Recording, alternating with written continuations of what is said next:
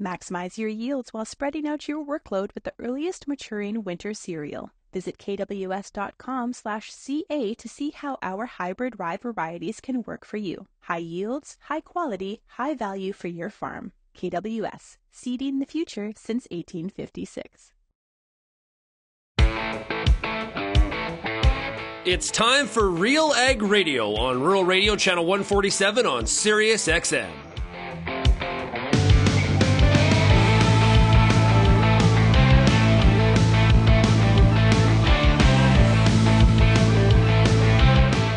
RealAg Radio and RealAgriculture.com is your home for insight and analysis of the issues that are impacting your farm business. Let's get real and get connected with RealAg Radio.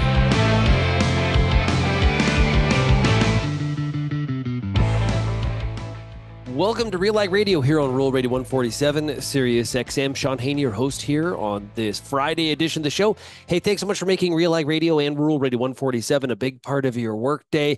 Also, a big shout out to everybody listening out there on the RealAg Radio podcast. Appreciate you being here with us today. We got lots of issues to discuss. We've got a RealAg Issues panel for the entire show. We'll be joined by Lyndsey Smith of RealAgriculture and Meagan Murdoch of Hill and Knowlton. And some of the issues. We're going to talk about the U.S. election.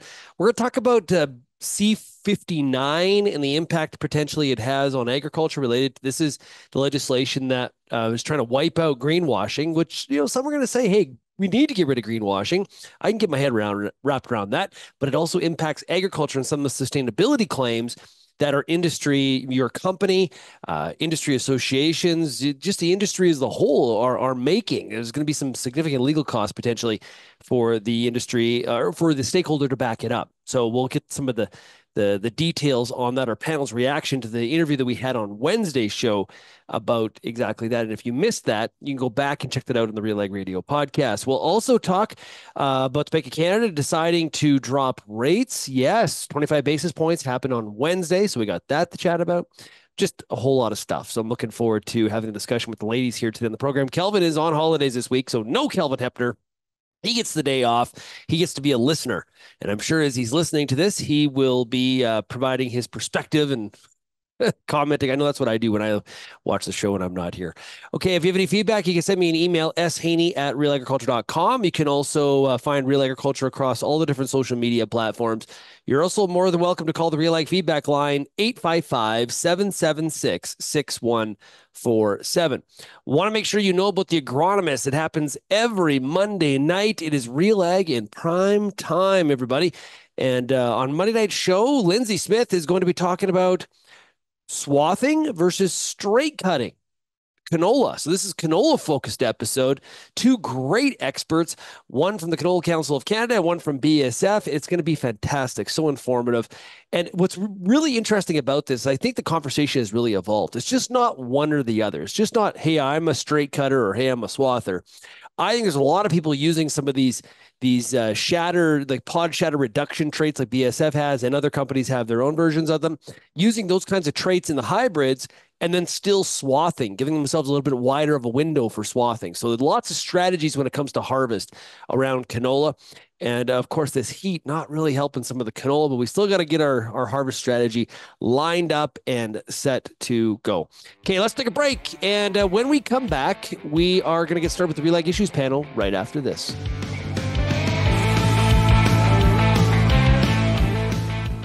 It's now time for a product spotlight. Vice President of Investor Relations with Genesis Fertilizers, it is Barry Mann. What impact are these global trends having on Canadian farmers? When you look at the shipping routes and you look at the actual maps of where fertilizers are moving around the world, you really don't see a lot coming into North America, right? There's enough just to kind of meet that demand. So we're targeting those farmers that want to be directly vertically integrated, because Genesis will sell at market price. We're just joining the market. But the difference is, instead of major hedge funds and foreign governments owning our fertilizer production, it's going to be owned by the farmers. So the farmers are coming on, they're investing to a level that represents their fertilizer usage on the farm. They then receive the profits and the dividends on those tons. So their net fertilizer price at the end of the day will be closer to the manufacturer's cost, which right now is about $240 in Western Canada. So when it's selling at $700 or $800 or in 2022, $1,250, there's a significant amount of profitability that are going to come back to the farm. Make sure you go to genesisfertilizers.com. The Pulse School on RealAgriculture.com has everything you need to get your crop off to a great start and a strong finish. Whether you're growing chickpeas, faba beans, lentils, or peas, you'll get all the latest and best agronomic information at PulseSchool.com. A library of top-notch agronomy videos from industry experts available on demand at your fingertips. Visit the Pulse School, brought to you by BASF on RealAgriculture.com.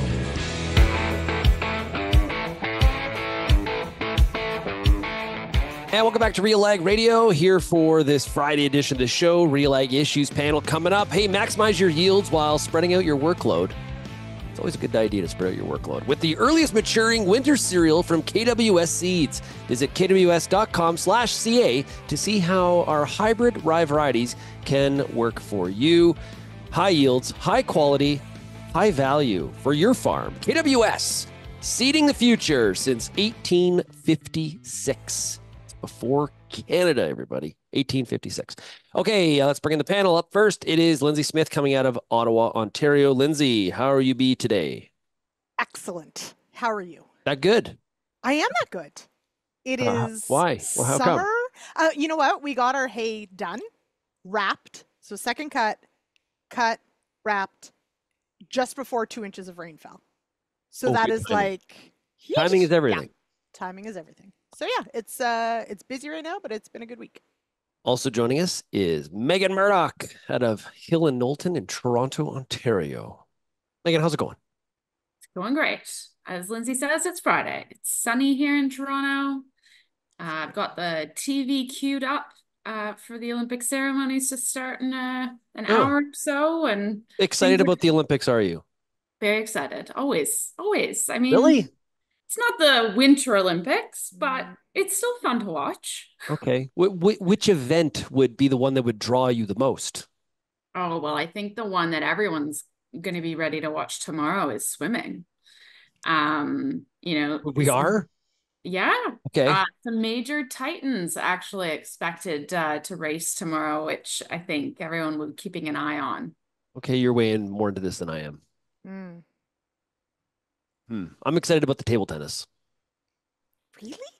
I just think it's really good. And why is pickleball not an Olympic sport yet? Not yet. What is holding us back? Give it time. Yeah. See, that maybe that's one of the questions we have to ask is what event should be. Because now this year we have breaking, which is breakdancing. We have skateboarding is in the Olympics. And this is why no one is taking this event seriously anymore. Why do we like the Winter Olympics so much more? Is it like I think we because do the events are it better? does better. Okay. That might be there's one thing. Yeah, okay. Yeah. But they are better. Well, and when we do better, we're either Ben Johnsoning it and getting caught in a drug test, or we're flying drones over people's soccer practices, and how embarrassing is that chain of events? Yeah. Okay. So first of all, we're showing our age with harkening back to Ben Johnson. But yeah, kind of not a nice story to start off this Olympics with having our Canadian soccer team basically found cheating using drones. Yeah, and a lot of my past friends from New Zealand played on the New Zealand Olympic soccer team previously, and so had to do a bit of a mea culpa with my mates from New Zealand yesterday when that all happened, and it's just a really poor way to start the games. Yeah, you could put it that way. It was interesting in the Globe and Mail. Cathal Kelly, who I tend never to ever agree with, has an opinion column about the cheating and how the world looks at Canada as cheaters. And he says it here: all of us survive out there in the big world on our good name. Generations of travelers have sewn the maple leaf on their backpack, not because they love this country so much, but because they believe it announces something. Have no fear, stranger. You are encountering a person of good intention. Like, generally, yes. Perhaps on the other than hockey sports, no. Oh, boy. So, not ideal. Yeah, not ideal. Thank you for asking, Shaun, but I'm looking forward to, I like the track and field events, but I would, partially because I am just so in awe of humans' capability without doping. So like things like pole vaulting and all that sort of stuff just blows my mind. Also, I would really love in any of the running events to have those to Joe Blow anybody out there so that we stay humble in just how fast these people are. I think we should have somebody else running with them just to show us how slow the rest of us are. But they could do that digitally now, like in like NASCAR, they'll show like they'll put the two cars on top of each other. Like if we should have like someone, like a middle-aged someone trying to keep up. And also the equestrian events. They're going to be at the Palace of Versailles, which I think is like super cool. So well, glad I'm not there because somebody hacked the train transit system this morning. 800,000 people stranded and can't get to where they need to go. So yeah, and then there's also the Canadian uniforms, which they're pretty. If you haven't seen them yet, just wait, turn on your TV or open the internet and you will see what those look like. Have we ever had like the Canadian tuxedo as the Olympic outfits? Because I don't know. Somebody call me for the winter ones. I'm in. I'll help. What happened to those nice, like we used to do like the roots thing? Like they were just simple and nice. And like now it's just like we're trying to make some sort of statement. I don't know what the statement even is. It's not a good one. It's bad. They look terrible. Yeah, they tried to go for a more casual fit, I read. But some commentators suggest that they just look a bit frumpy and ill-fitted. And the pattern's not great. Yeah, and Lululemon is the creator of them. They've had the contract now for a few years. I might go to a store and kind of see them up close and see if they'll be on the discount. They're better in person than what I've seen. They'll be on clearance. They'll be on clearance. Pick them up on clearance. All the soccer gear anyway, for sure. Yeah. Totally on clearance. But I think it's Italy. Italy has tuxedos. I don't think those would be very comfortable to wear. I think it was Italy. Well, the Olympic Games for the winter are coming back to, they're going to Salt Lake in 2035. So I guess we can be excited about that. They get a little closer to us. Okay, let's get on to the issues. Bank of Canada made a decision this week on rates. Second meeting in a row, dropping 25 points. This is 2 drops by the Bank of Canada before the Federal Reserve has dropped rates. So definitely watching the Canadian dollar on that. Meagan, you wrote a post that you posted to LinkedIn around this issue of communicating around rate reductions in the economy in general. What are your thoughts? Yeah, and I shared those thoughts because, with our work at Hill and Knowlton, with a lot of the financial sector and professional services firms in Canada, and just like hearing the sentiment of, friends and families and colleagues around the kind of the hype of these rate cuts. Everyone is excited by them, particularly those with flexible or floating mortgages. Any rate cut is a good rate cut for them. But I think, the first rate cut got a lot of attention. This week's rate cut, once again. But I think if you really listened closely, it's important not to get too excited by this because it is not so clear that, just we are out of trouble here. I thought Macklem's comments specifically around, he said, what we really tried to signal is the balance of worries is shifting. So it's not that we're not worried anymore. We're just worried about something different now. At this point, we need to guard against inflation falling too far. We want inflation to come down, but we need it to do so sustainably. So it's just this like fine balance that he is trying to strike at the moment. And I think it's too early to just say like green light, things are finally back to normal, this normal that we've been chasing post-pandemic that hasn't transpired just yet. He's a bit of a word salad. He's still in the market. And so maintaining that communications balance will be very challenging for all stakeholders, really, customers, clients, employees, because this is not just another amazing, rate cut. It comes with a lot of challenge as well. Yeah, he's a word. Like I said, he's a bit of a word salad at this point. It's hard to, depending on which side of this you're on, stay where they are or continue to cut aggressively. you may interpret those comments differently, and a bit of confirmation bias sets in. And we see this a lot of times out of the chair of the Federal Reserve. That tends to be more how they operate, where it's like, what exactly did they just say? Can someone interpret this for me? I don't speak economist. I may read it, but I can't, my point there. So Lyndsey, but this cut though is going to provide some relief to debt holders, so that maybe consumers or people holding variable rate mortgages relative to their farming operations. Well, sure. And I mean, to Meagan's point, it's a welcome thing to anyone who potentially will see a bit of a reprieve. But let's keep it in perspective. I think that is very important, is that realistically, if 25 points makes the difference between you being able to pay your bills or not, you're not in a good position. This isn't like suddenly, hey, we're going to go back to cheap money and spend and don't worry about it. This is a measured and step change. This is not a expect this to just continue and we're going back to 1% mortgages, everybody. So to Meagan's point, I agree that this is cautionary. This is certainly the direction we want things to go. But, if you're holding out hope that we're suddenly by December going to be back to a 2% or a 1% mortgage rate, I really don't think that's about to happen, and for good reason. So, I think it's, headed in the right direction, but let's be reasonable and recognizing that, they might pause next round, or maybe for several rounds, in which case we're still at slightly elevated interest rates, maybe not historically, but certainly from the last 5 to 6 years. And so as mortgages come due every month that these rates are elevated, it still has an impact on purchasing power, the housing market, et cetera.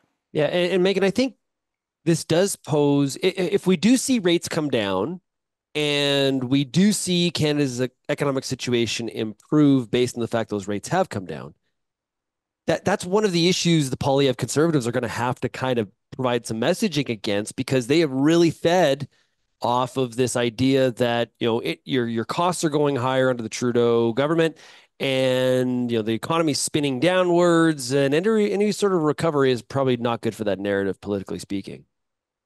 Yeah, I mean, it's a lot to hope that would be such a clear-cut narrative, but we're reading between the lines, as you say. Every word he chose yesterday was very specific and, thought through. You have to read it quite carefully to try to suss out what he might be thinking that he's maybe not saying. But he is concerned that inflation may fall too quickly, which is a sign that the economy is doing very poorly, right? In that there is not enough growth in the economy, that there's too much slack in the labor market, that our companies, our corporate industry isn't investing, isn't growing, isn't hiring.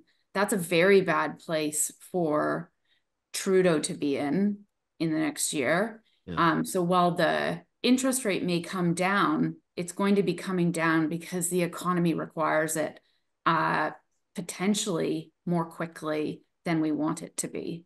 And there's always a significant lag in any action by the Bank of Canada, which is why he said yesterday as well, he'll be taking every decision like one at a time.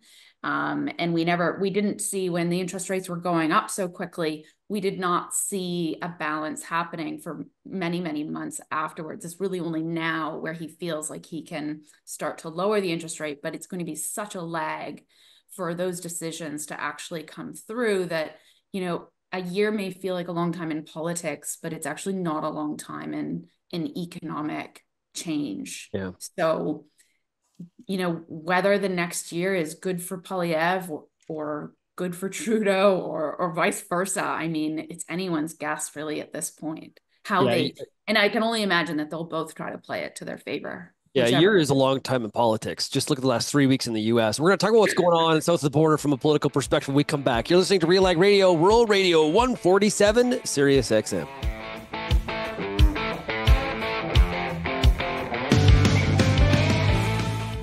If you're involved in the agriculture industry, it's important to stay informed on all the latest issues affecting your business. At RealAgriculture.com, we offer fast, reliable news, information, and insights to help you keep on top of all of the latest in Canadian agriculture. Visit RealAgriculture.com and sign up for our free daily newsletter covering everything from news, agronomy, animal agriculture, and much more. Visit RealAgriculture.com/subscribe today. It's now time for a product spotlight with Vatterstad. Director of Sales for Western Canada is Philip Korzak. The market and our customers specifically have been asking for increased capacity in their seeding systems so that they can stay in the field longer. So Vatterstad is very excited, offering an all-new size in our precision delivery tank line, which is our biggest that we now have. This 1,350 bushel cart will have individual weight scales on each bin, individual electronic metering for each primary per bin, industry-leading section control, and more features that are out there. Unique to this new PD 1350 are a redesigned front axle, allowing for the accommodation of dual tires. The rear axle is also getting a larger set of tires. He will have 900 dual. So with this increased footprint front and rear, compaction is minimized. A hydraulically engaged braking system is on the rear axle to also ensure the safety of our operators with this large amount of product. So if somebody wants more information, Philip, where do they go? Vatterstad.com. Go under the seating tab. You're more than welcome to reach out to your local Vatterstad dealer for more information.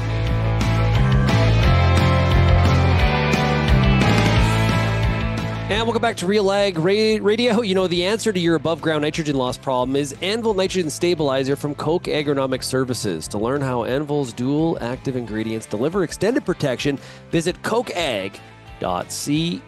Shaun Haney, your host, joined by Lyndsey Smith of Real Agriculture and Meagan Murdoch of Hill and Knowlton. Okay, crop conditions. Lyndsey, how are things looking in central and eastern Canada based on conversations you've been having? Well, overall, I have to say, and I'm sorry, everybody, because for those that are struggling, overall, really good. So definitely pockets of excess moisture, and I cannot stress where it is excessive, it is excessive. I mentioned this week, we got that 2 inches right after we finished hay. We had only 3 days without rain. And when it has been raining, it rains hard. And that has been sort of the story of Ontario. So there are teeny little pockets that actually are maybe perhaps wanting that extra moisture and not getting it. But for the most part, the corn looks amazing. It is right now pollinating. It needs water during pollination to actually set that yield potential. So that's going well. I would say soybean crop struggling more in that a lot of soybeans went in late and in not great conditions, and there's some pretty meh soybeans out there. But the wheat, even here in Eastern Ontario, which we are typically quite behind, Southern Ontario, most of the wheat either is coming off or did come off in this last week, which is quite early. So crop condition wise, we can't complain. I'll be honest. We will, but we shouldn't. Yeah. So there you go. Yeah. It seems that way. Like we're always like, oh, the corn's below average, doesn't look good. No, it's gorgeous. It seems to be pretty good. Yeah, it's recovered. You know, and it's very well west. A lot of I think we're increasing the variability based on the heat that we have seen, the lack of moisture. Like I've been telling people all week, we can't even put a cloud together, never mind a shower. The Hard Red Spring Tour in North Dakota, they're predicting record North Dakota Hard Red Spring yields. Yeah. So it will be it'll be the highest yield since the tour began back in 1992. They are forecasting 54.5 bushels as the average, which is that's a pretty good crop. Western Canada is the southern tip. I think is losing yields kind of every day in southern Saskatchewan and southern Alberta. But there was parts of Alberta that did get a lot of rain. I think Westlock was one of the areas that got quite a bit of rain earlier this week. So kind of variable. Well, and we'll be glad to see that there's rain in Jasper at the moment. So yes, yeah. Well, yeah, it's so scary. But I was reading a story this morning about like at some point is our forest management practices going to when are we going to wake up and relook at our strategy? And I know nothing about managing forests, so I'm not pretending to be sort of an expert. But the article claimed that again we're like this idea that all fires are bad and let's let nature just do its thing is really backfiring. So I don't know. That's one article I read from.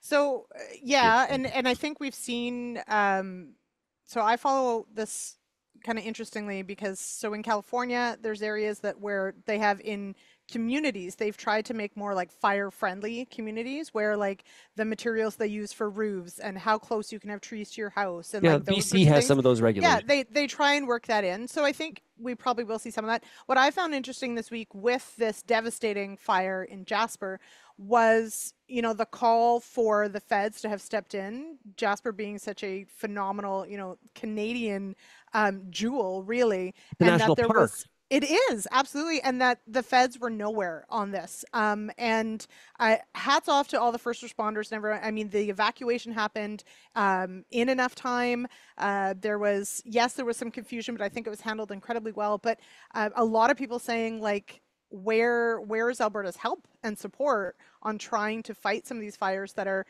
you know, obviously impacting incredibly significant Canadian landmarks, not just a town in Alberta, right? And now it's all operating under a unified command structure, though. So, and you know, the federal minister has committed all resources to support. But I think it's a unique example where the area is actually federal jurisdiction in the middle of Alberta. It's you know, it was not clear cut to begin with, but it appears as though the premier got her hands around this as fast as she possibly could have.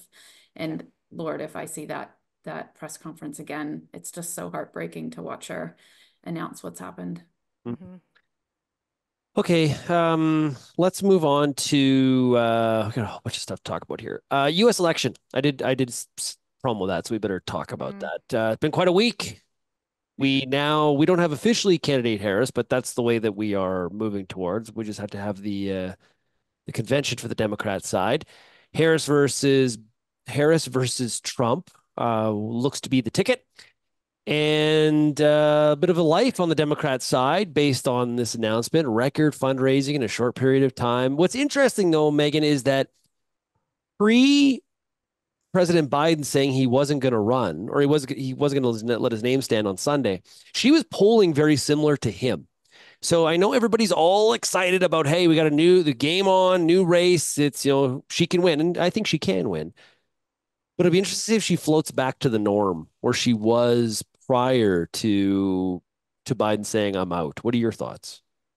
Well, I think one of the underlying benefits to switching is that apparently the fundraising was completely drying up on Biden. There was no money coming in. So, I mean, maybe in the moment the polling was the same, but you stop campaigning because you have no money. That polling's not going to stay the same. So he was, you know, there was no real way forward for him to campaign in the kind of campaigns that we see out of the US. I mean, just we can't as Canadians kind of understand the amount of money that is spent there, but it is essential that you have a very, very strong campaign in terms of dollars. And she clearly has reinvigorated that. So once that starts being mobilized and really put into action, perhaps we'll see even stronger numbers from her. Once people, you know, for better or for worse, begin to know who she is and what she stands for. So from an agriculture perspective, Lyndsey, how do you view this? You know, let's think about Canadian agriculture and this new race that has this, you know, new life to it. What are some of the questions or thoughts that Canadian farmers should be percolating as they look at this race? So I think that one of the things that's important to remember, regardless of the candidate, and this stood for Biden as well, is that while there are significant differences between obviously Trump policies and Biden/Harris policies, neither one in their way are terribly positive for Canada or our relationship with Canada. And so that is, I think, what we will have to watch going forward. Harris is not known for being a huge proponent of agriculture at all. And the Biden administration has certainly been protectionist of the US agriculture industry, but that does not necessarily bode well for Canada. So we did see some recent polling that asked the question of Canadians of how they felt about a Trump administration and another Trump administration with Canada and the relationship and with trade. That was quite negative. I want to see the same thing with Harris once we get to know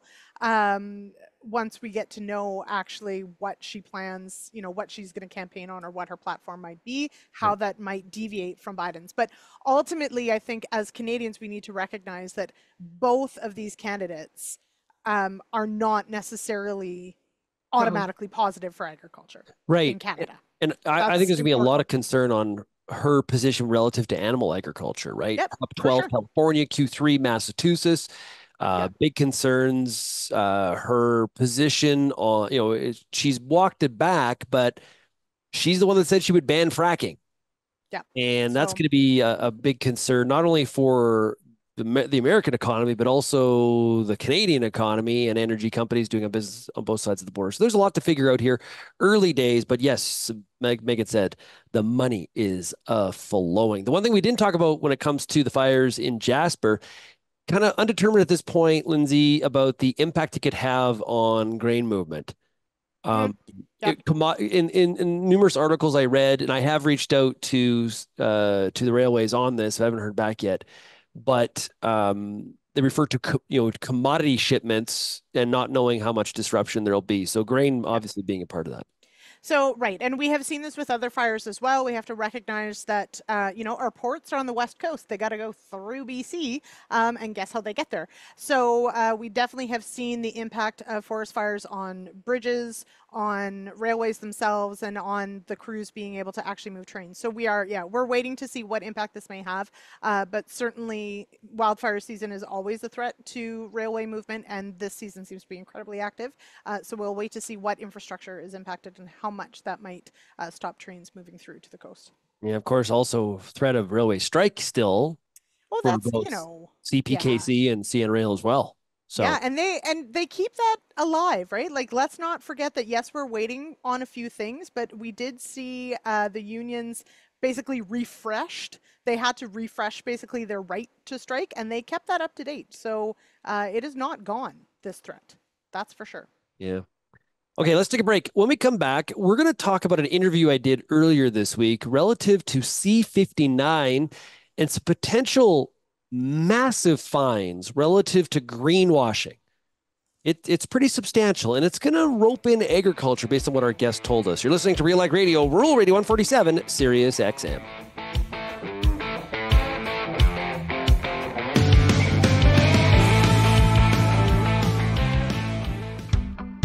Does your N stabilizer contain an active ingredient load high enough to be agronomically effective? If not, it could be costing you time and money. If you're putting down a nitrogen stabilizer, put your trust in Koch Agronomic Services. Solutions like Super U, Tribune, and Anvil. Each delivers high active ingredient concentrations that low-rate products just can't match. Compare how imitator products stack up to agronomically effective solutions at defendyourn.ca. I'm Lyndsey Smith from RealAgriculture.com. Join me Monday nights for The Agronomists, a 1-hour live and interactive show broadcast across YouTube, Facebook, and X. Monday nights at 8 p.m. Eastern, I host expert agronomists from all over the country to give you answers to some of the toughest agronomic questions. Join us live or catch the replay Tuesday morning. That's The Agronomists with me, Lyndsey Smith, Monday nights live at 8 p.m. Eastern.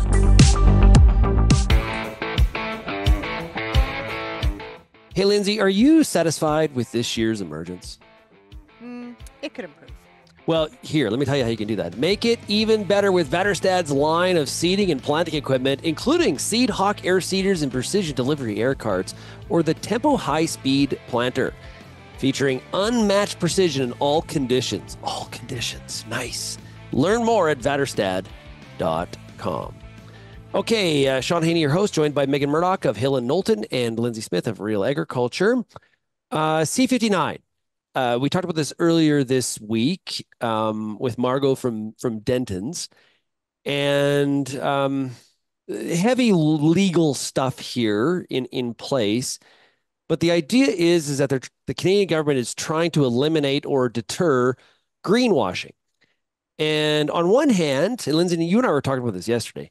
On one hand, probably, and I had the same response. Well, yeah, we need to get rid of greenwashing, all these, environmental zealots promising things that they could never follow through on. We need to do this. Well, it's a little bit more complicated than that. I gave a couple of examples from some farm organizations. Could have picked any farm organization because they all have sustainability statements.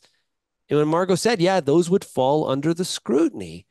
And the fines are large. And there's going to be a cost here to prove that you can claim what you're claiming based on an international standard that we really haven't figured out yet. That's Canada being Canada right there. We've got laws and we don't know what the guardrails are. So Meagan, you heard the interview with Margot, who was gracious enough to give us some of her time to do that. What are your thoughts, concerns? Am I blowing this out of proportion? What's your thoughts? Yeah, well, I thought it was interesting. I mean, I see a lot of the concerns that you raised in speaking with Margot, in that the claims that associations, companies, producers are putting out there could be challenged. But I did think about it from a different perspective, in that if I am a company and there is no framework and there are no guidelines, that I have no rules to even follow, which could, be more complicated and costly for my company, my business anyway. Like, I do wonder if at least some framework helps me in a few ways. First, it gives me guidance as to what I should be able to say, what information I will need to have in order to say certain things. So it prevents me from perhaps spending more down the road and fixing something when the guidelines are so murky I can't even follow them or they don't exist. Two, it potentially stops imports that may be using claims that aren't true. So imports, but also competitors, right? If I am putting in the hard yards to make a real impact, and my farmers, my producer base, what have you, is actually doing the good work that is required, and we can back it up with the data, do I want my competitor doing that? No. So in that way, like, I do feel like it puts a little fairness in the system, especially for companies that really are investing in this space. Fair for who, though?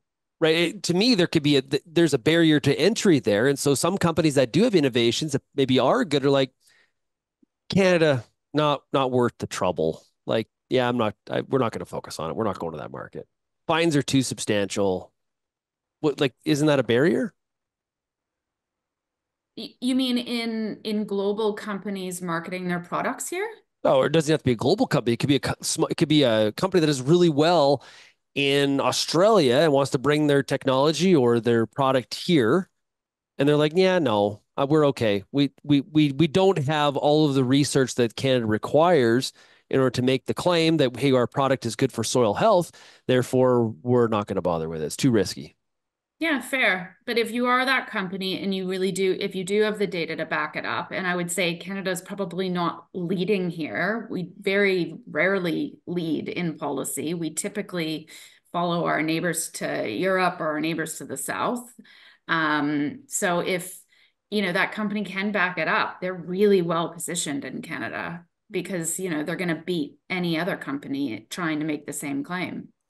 Lyndsey, what's your reaction to it? So, well, a few things, and I hear where Meagan's coming from on this one. I think one of the things that will be incredibly important, though, in this consultation period through to September is establishing what those guidelines are, or what standard we have to actually measure up to. And until we know what standard is required, it's hard to know how expensive this could be. So a company, exactly that. If a company believes in what they're doing, knows they have the data to back it up, and wants to meet that international standard, have at her. But if that international standard, let's say, is an incredibly high bar that is going to cost $1 kajillion to get to, then we just throw it out, right? We're just going to say we're not going to go that route. And so, does that mean that company doesn't do business in Canada? I don't know if I would say that, but it certainly takes away. And I think I've mentioned this before, one of the things we could see potentially is if the bar is too high or it's too costly to reach it, we just see companies potentially actually not taking on initiatives that could improve their environmental standing, because why would you if you can't ever talk about it, if you can't make a claim about it, if you can't show a consumer that you've differentiated your product and you're doing the right thing, then why would you bother? I mean, realistically. So on that note, the Alberta feeling is that this is meant to prevent the Alberta oil and gas sector from bragging about some of the things it's doing from an environmental standpoint. Right. Yep. Because what they're doing is they're pulling back all of their messaging because the cost, even if they can prove it, the cost of proving of litigating it is not worth the hassle in the first place. So we're just going to see nobody talking about it. Well, exactly. And this is the issue that I think we need to make incredibly clear to everyone listening in the agriculture space. This law applies to us too. And it applies to a farm. It applies to a producer group. It applies to like a commodity organization. And we've used them as examples, not to point fingers, but to just say like every one of us needs to sit back and go, do the claims that we make on our website, on our social media, on our whatever, are they going to fit within this legislation? And the truth of the matter is perhaps not. Yeah. And so then that means we have to take it all out. And so while the target may have been oil and gas, we become collateral damage. Yeah. Or maybe that was the plan. I think the bigger issue here too is something that Margot raised when talking to you, Shaun, is that previously complaints had to go through the competition board. Is that right? And now, that's right. The tribunal. Yeah. They first had to go through to the tribunal. They had to go through the competition board to the tribunal. And now private entities, private actors can go direct to the tribunal. So there used to be maybe a filter of, let's say common sense that was applied.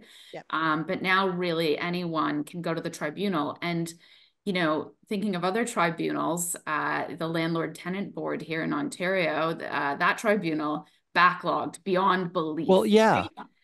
So what are the resources perhaps that are going to be added to the tribunal to manage all of these complaints and manage all of these, questions? Because I hear you, like even some of the claims on, websites by the Commodity Board or farmer could be impacted, but my gosh, like all those complaints cannot be dealt with. So there has to be some kind of level of prioritization as well. I will promise you they haven't even thought about that. Right. Yes, I think that's fair. That's fair. And I think, and maybe we're going to talk about drones too here, not just for spying on soccer players, but I think that this often comes down to a question of enforcement, right? So maybe oil and gas has been what this legislation was written for, and maybe that will be the focus, but that doesn't mean that there isn't necessarily, backlash in other industries or that may be impacted. And, perhaps there will be a priority that it will be oil and gas industries that they go after. But if they pull everything, then what's protecting agriculture from well-funded activists of using 100%. this to just go after Canadian cattlemen or going out, realistically, it still opens us up to that risk, and we have to manage that risk. How the heck are we supposed to do that? There are many people especially you just use animal agriculture as an example against the beef industry. There are activists out there where their only mission is to prevent you from being able to buy beef in the grocery store, ending animal agriculture. This is a clear path to bog those participants in the industry down in the courts. And when you tell a farm that you may have to pay a fine of 3% of your revenue for making a sustainability claim on your website that nobody visits, seems what are we in California? What are we doing here? I don't get it. We got to take a break. When we come back, we're going to talk about drones. A lot of spraying going on. Should you be, though? You're listening to RealAg Radio, Rural Radio 147, Sirius XM.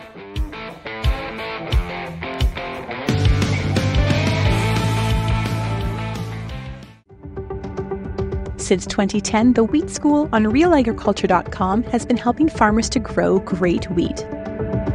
Covering everything from markets, the latest research, pest and disease control, all the way down to on-farm trials, the Wheat School has everything your crop needs. Check out our massive video library on YouTube and grow great wheat with the Wheat School, brought to you by Syngenta Canada, C&M Seeds, and Alberta Grains.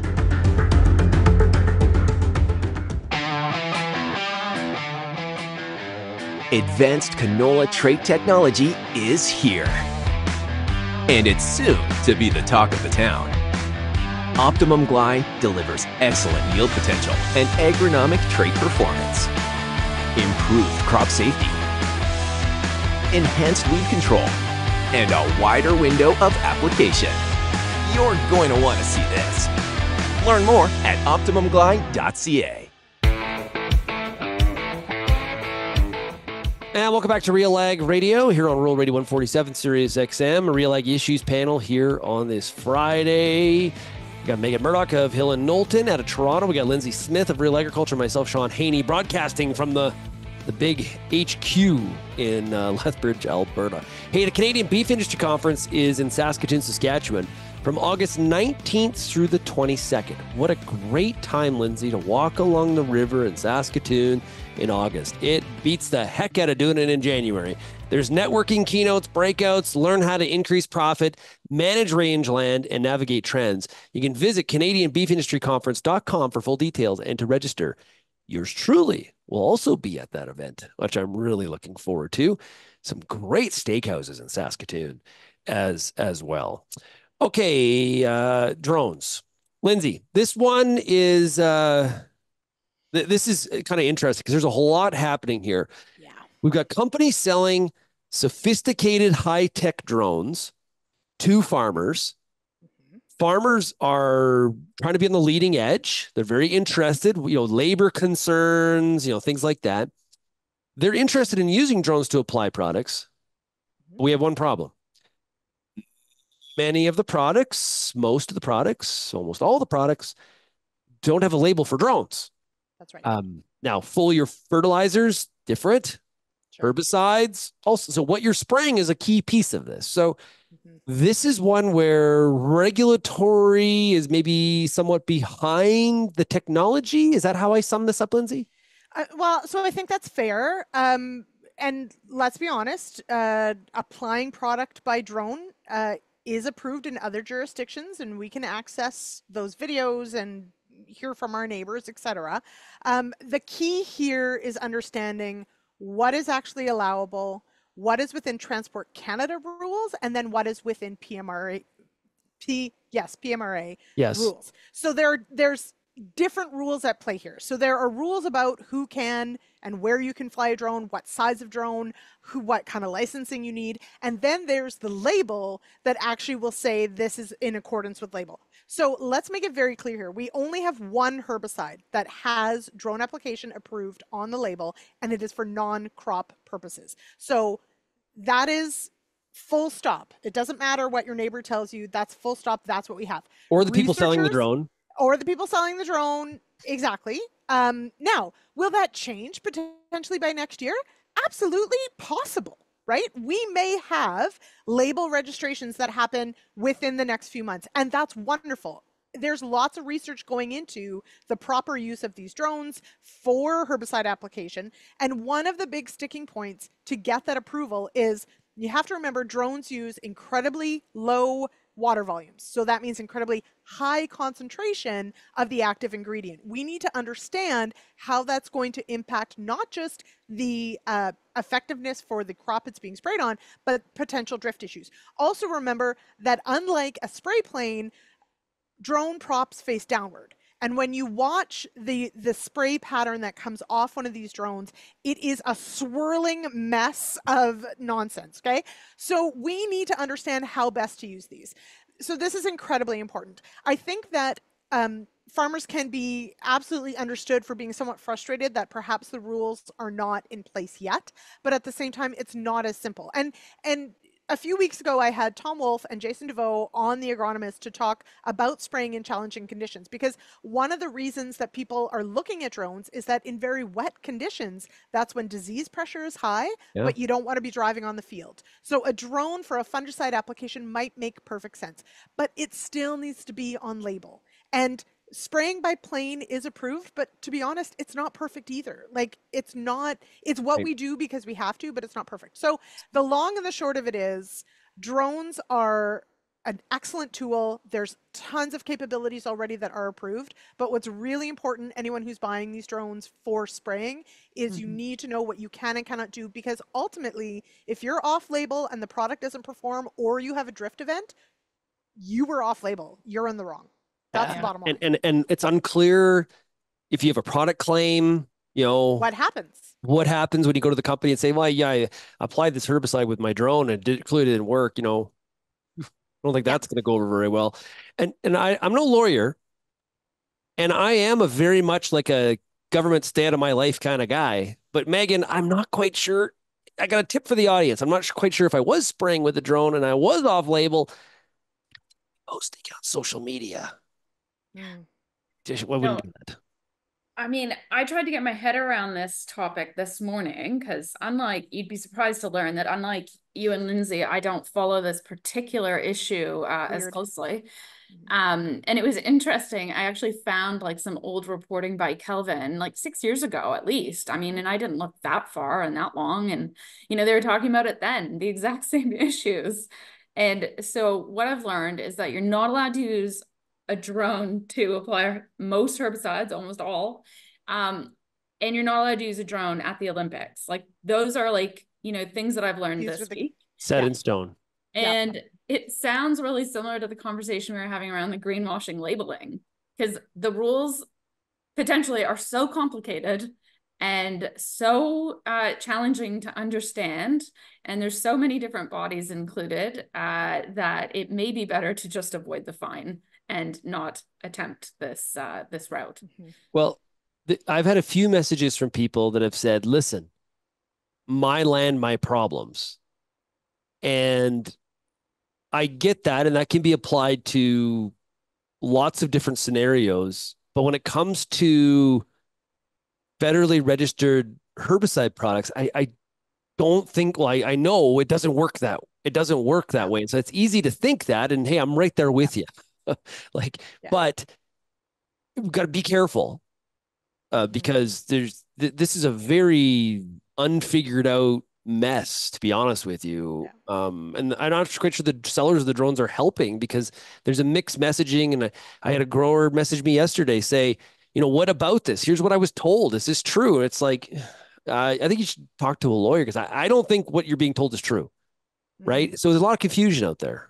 And by its very nature, a drift event isn't on your land anymore. So while it's fine to say what I do on my land is my business, and sure, yeah, it is. Drift is the event of an off-target movement, meaning your neighbor's field isn't your land, but what you do on yours does impact them. So that is one of the key things here that we're trying to navigate.